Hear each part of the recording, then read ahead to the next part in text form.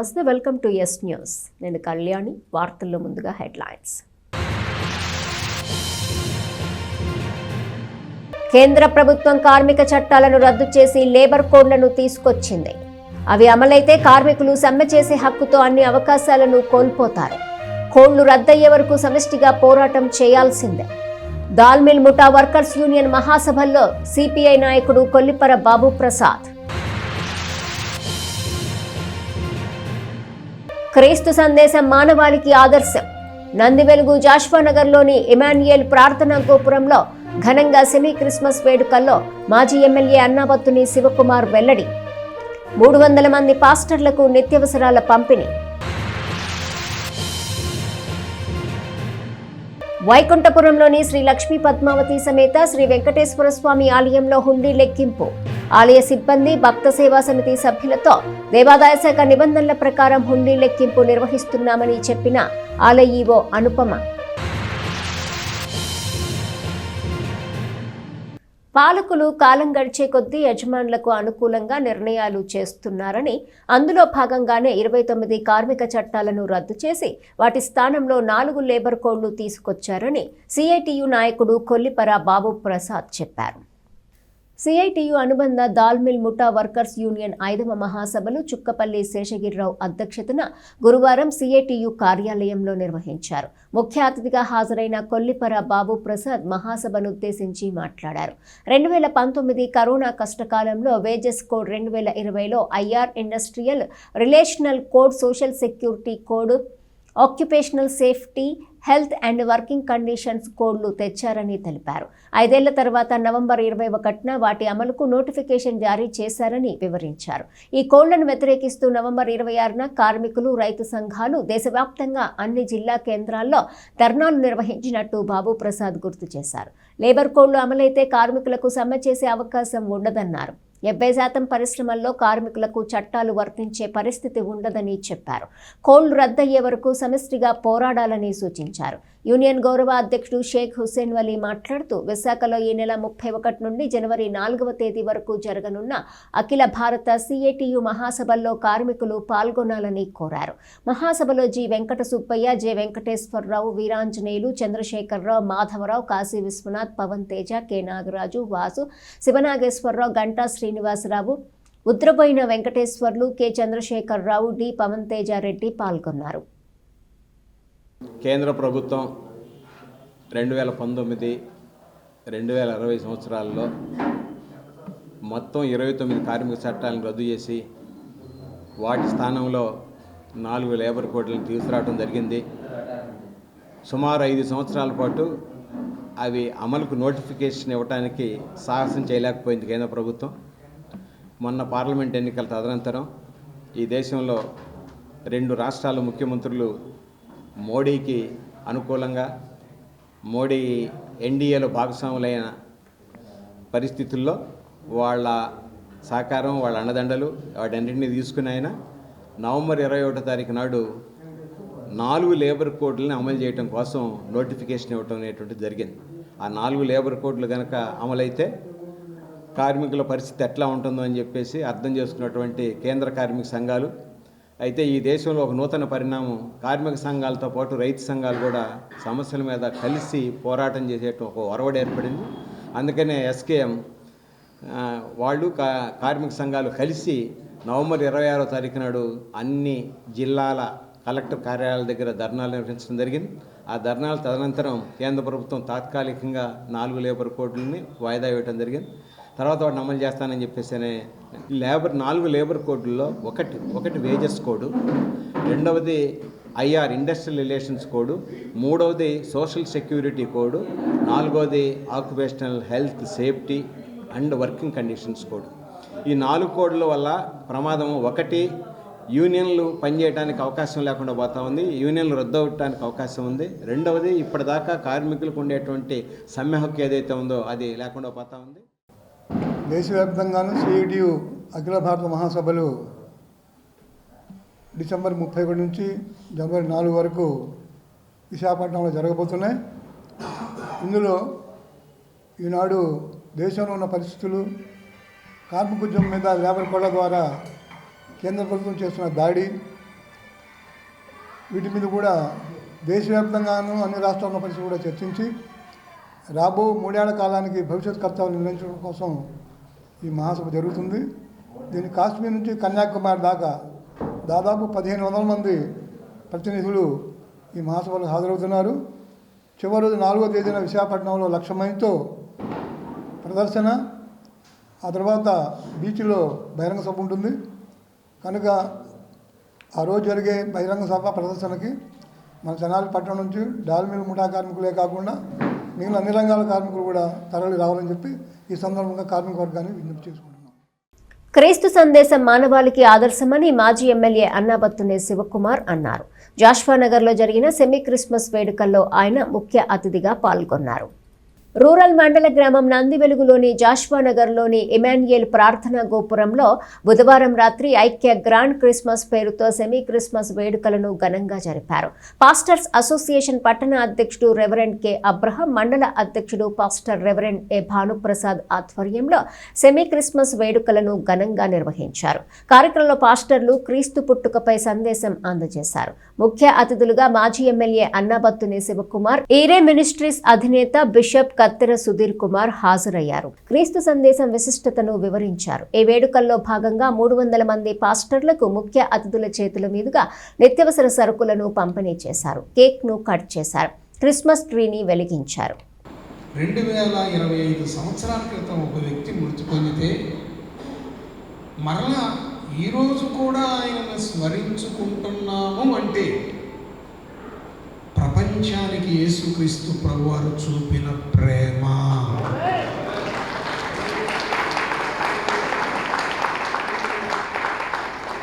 ప్రపంచానికి ఆయన అందించిన సుబోధ, శుద్ధమైన బోధ, ఆ సువార్త విని కఠినులు మార్చబడ్డారు. కరుడు కట్టిన వారు, రాతి గుండె లాంటి వారు మాంసపు గుండె ధరింపజేయబడ్డారు. ఎంతోమంది ప్రపంచవ్యాప్తంగా చేసుకునే ఏకైక పండగ క్రిస్మస్. క్రిస్మస్ అనగా క్రీస్తుని ఈ రోజుకి మనం ఆయన జ్ఞాపకం చేసుకుంటున్నామంటే ఆయన చూపిన ప్రేమ, ఆయన చేసిన సేవ, ఆయన మనందరి కోసం చేసిన. చాలా సమయాల్లో సహజంగా మనం అనుకుంటాం, రాజకీయ నాయకులు కానీ, లేదా డబ్బున్నవాడికి కానీ, లేదా దైవ సేవకులు కానీ వీళ్ళకేం కష్టాలు ఉంటాయి. మనిషి అనేవాడికి అందరికీ కష్టాలు ఉంటాయి. వాడు దైవజనుడైనా, పూజారైనా, కోటీశ్వరుడైనా, లేదా ఇంకొకడైనా, పేదవాడైనా. కానీ ఒక అసోసియేషన్ ఏర్పాటు చేయటం, ఆ అసోసియేషన్ ద్వారా ఎవరైతే ఫాస్టర్స్లో సరైన సమయంలో సరైన అవసరం కోసం ఉండాలో ఆ అవసరాన్ని తీర్చడం కోసం అసోసియేషన్ ద్వారా ఏర్పాటు చేసిన కార్యక్రమాలు మాత్రం నిజంగా నేను అభినందిస్తూ ఉంటాను. ఆ రోజు ఇదే హాల్లో అనుకుంటాను నాకు చెప్పినప్పుడు ఫాస్టర్స్ వెల్ఫేర్గా, అది కరోనా టైం అవ్వచ్చు, లేదు ఒక చిన్న ప్రార్థనా మందిరం నిర్మించుకునే టైం అవ్వచ్చు, లేదు ఇంకోటి అవ్వచ్చు. వాటన్నిటిలో ఈ అసోసియేషన్ ఉన్న సభ్యులు, ఆర్గనైజర్స్ ఎంతో బలంగా ఉండి అందరికీ సహాయపడిన విధానాన్ని మరొకసారి అభినందిస్తూ, ఆ చేసే కార్యక్రమాల్లో భానుప్రసాద్ అన్నందుకు నేను చాలా వ్యక్తిగతంగా కూడా సంతోషపడుతూ, తప్పకుండా ఈ అసోసియేషన్ ఇలాగే బలంగా ఈ ప్రాంతంలో ఉన్న దైవ సేవకులందరికీ అన్ని విధాల ఉపయోగపడేట్టు ఉండాలని మనస్ఫూర్తిగా కోరుకుంటూ, మరొకసారి మీ అందరికీ, ఎందుకంటే ఇది చాలా పవిత్ర మాసం, నవంబర్ 25 నుంచి డిసెంబర్ 25 వరకు, అంటే క్రిస్మస్ రోజైన, జీసస్ క్రైస్ట్ పుట్టినరోజైన 25వ తారీఖు వరకు ఈ పవిత్ర మాసంలో ప్రతిరోజు మీ పూజల ద్వారా, మీ ప్రేయర్స్ ద్వారా ఈ నెల 23వ తేదీన నిర్వహించనున్న ఐక్య గ్రాండ్స్ సెమీ క్రిస్మస్ వేడుకల పోస్టర్ ఆవిష్కరణ, మేకల సురేష్ జన్మదిన వేడుకలను తెనాలిలో నిర్వహించారు.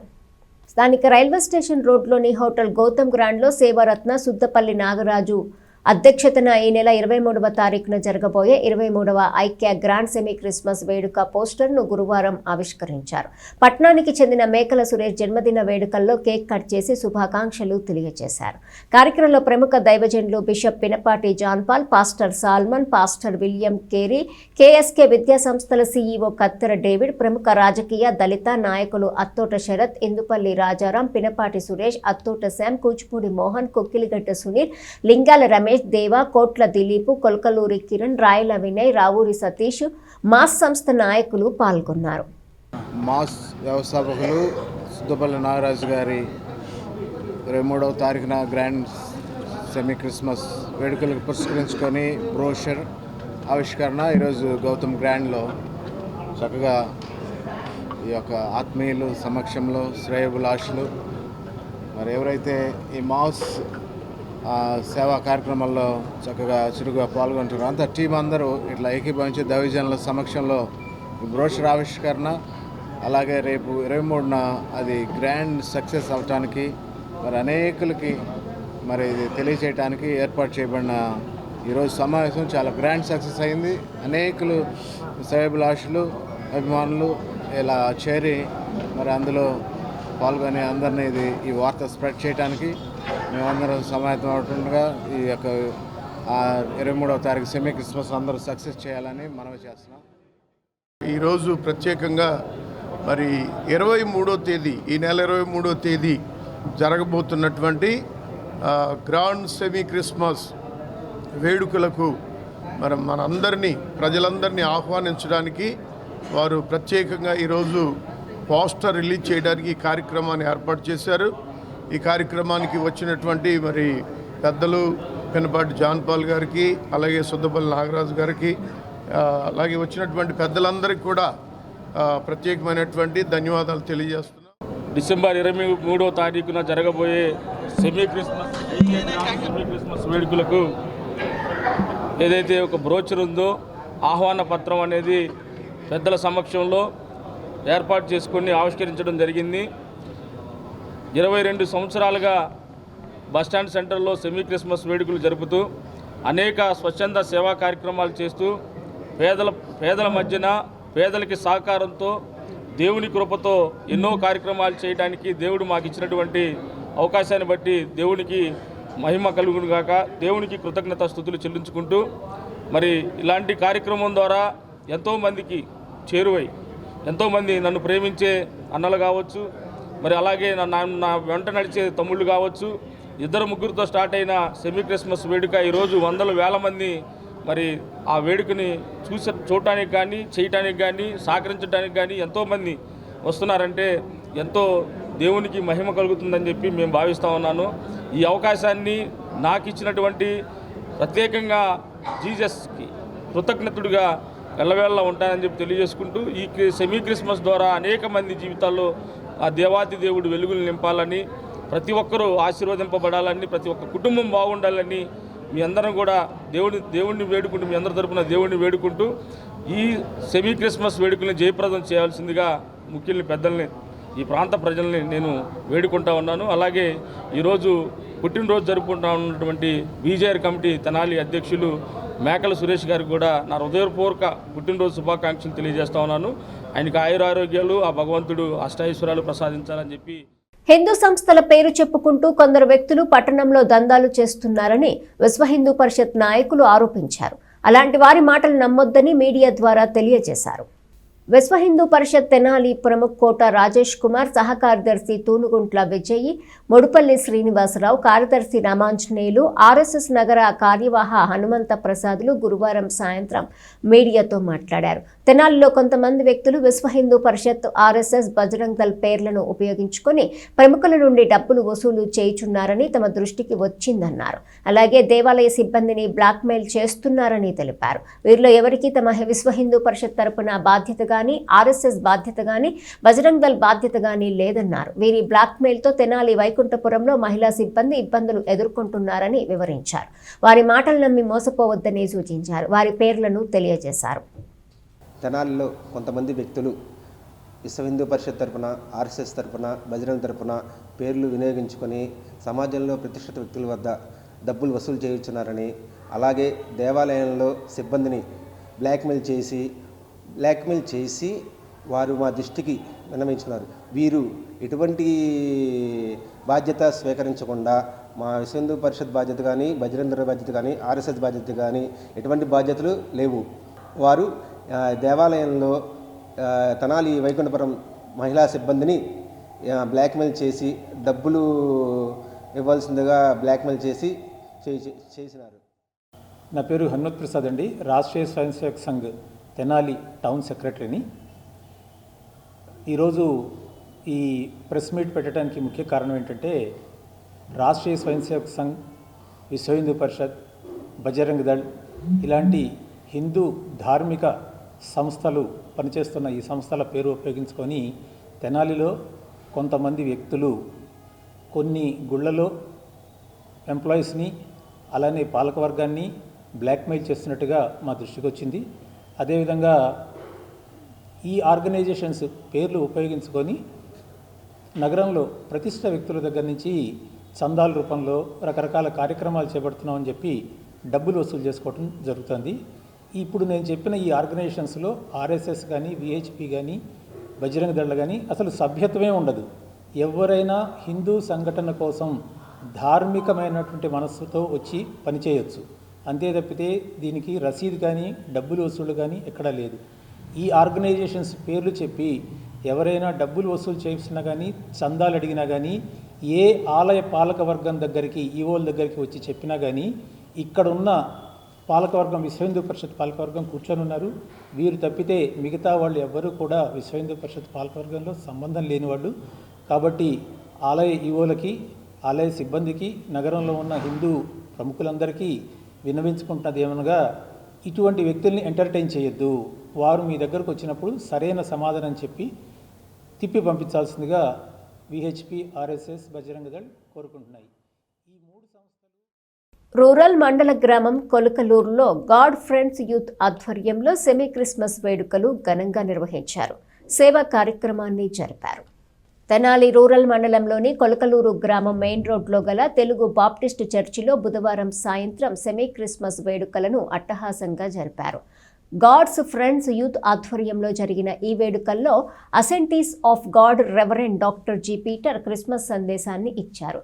Yes Sarath Venkaiah, ABM church Kolakaluru pastor Suresh, pastor Srikanth, Jampani Telugu Baptist church సంఘ కాపరి జి కిషోర్ బాబు ఆధ్వర్యంలో వేడుకలు జరిగాయి. విశ్వాసులు, యూత్ ఫ్రెండ్స్, స్త్రీల సమాజం వారు పాల్గొన్నారు. ఈ కార్యక్రమంలో భాగంగా వికలాంగులకు దుస్తులు పంపిణీ చేశారు. 2017 నుండి వికలాంగులకు దుస్తులు పంపిణీ చేస్తున్నట్టు నిర్వాహకులు తెలియజేశారు.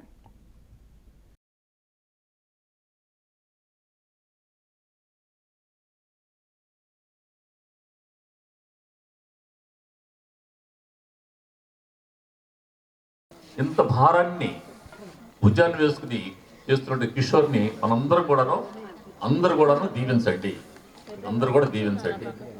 ఏమని దీవిస్తున్నారు చెప్పమంటారు? ఏమని దీవించమంటారంటే, ఈ సంవత్సరం పూర్తయిపోతుంది. ఇప్పుడు కిషోరు ఒక్కడే చేస్తున్నాడు.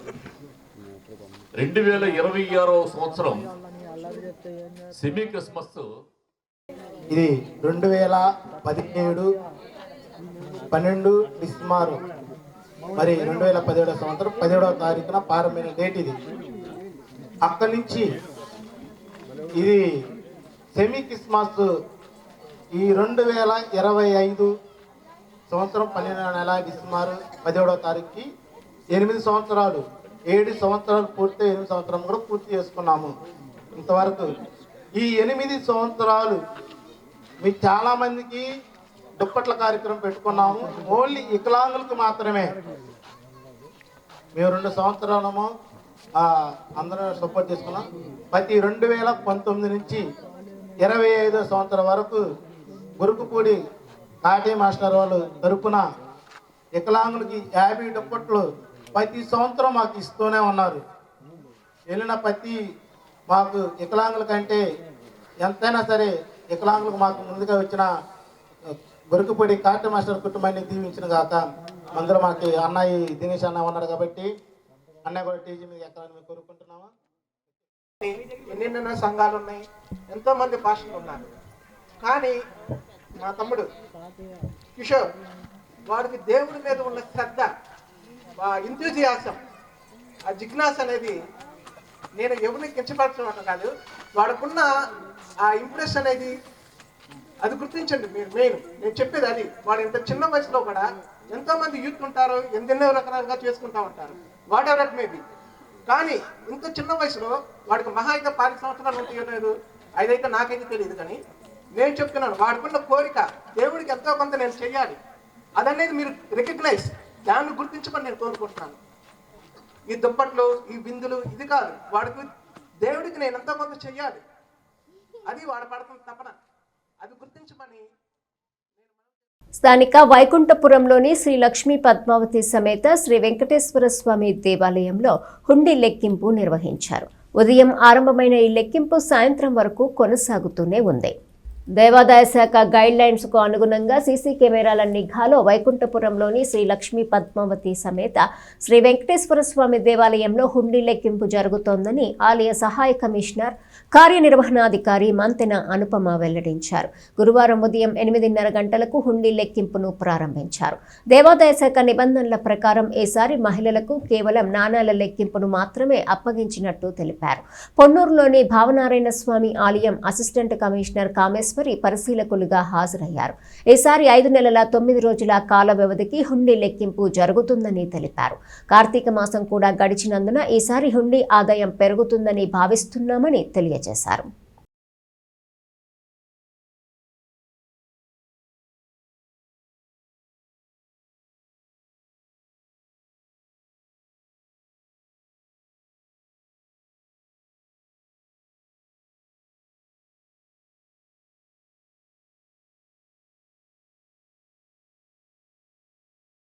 ఓం నమో వెంకటేశాయ. శ్రీ లక్ష్మీ పద్మావతి సమేత వెంకటేశ్వర స్వామివారి దేవస్థానంలో ఈరోజు హుండీ లెక్కింపు కార్యక్రమం జరుగుతుంది.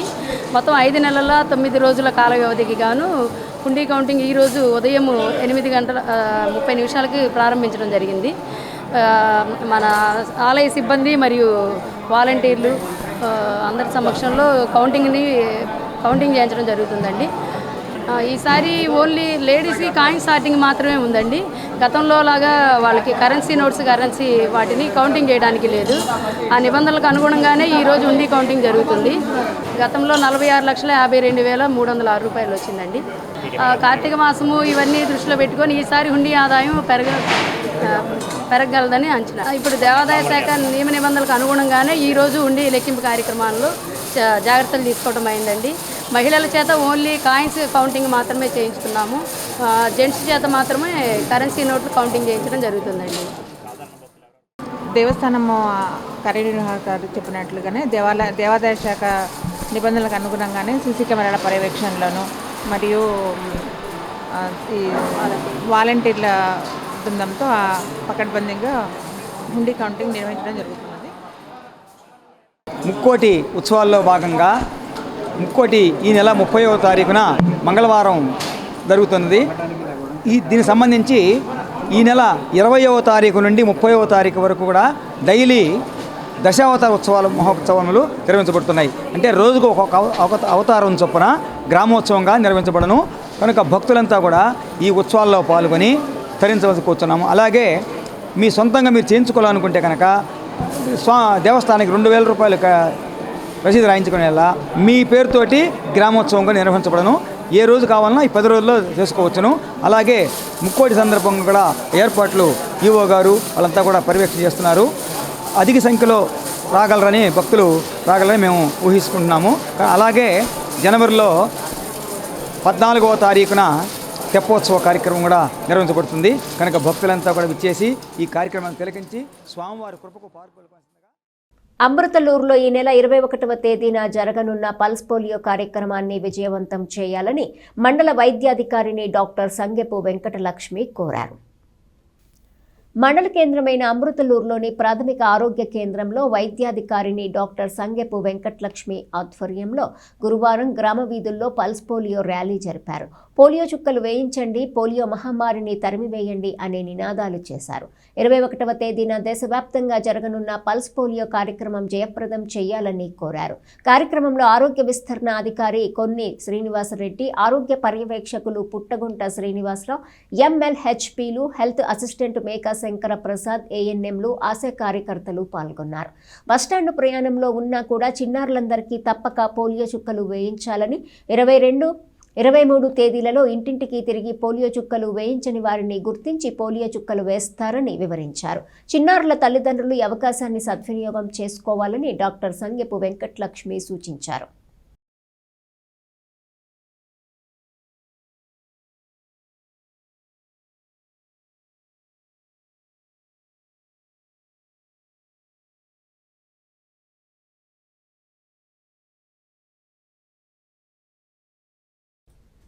వార్తలు ముగించే ముందు హెడ్లైన్స్ మరోసారి.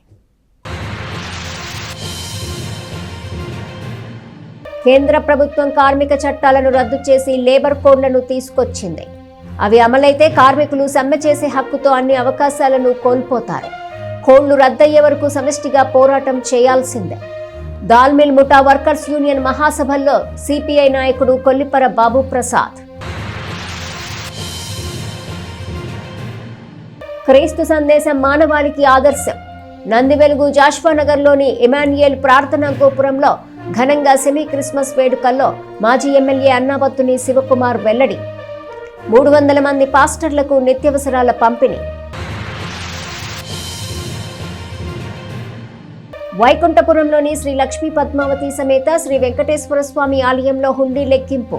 ఆలయ సిబ్బంది, భక్త సేవా సమితి సభ్యులతో దేవాదాయ శాఖ నిబంధనల ప్రకారం హుండీ లెక్కింపు నిర్వహిస్తున్నామని చెప్పిన ఆలయ ఈవో అనుపమ.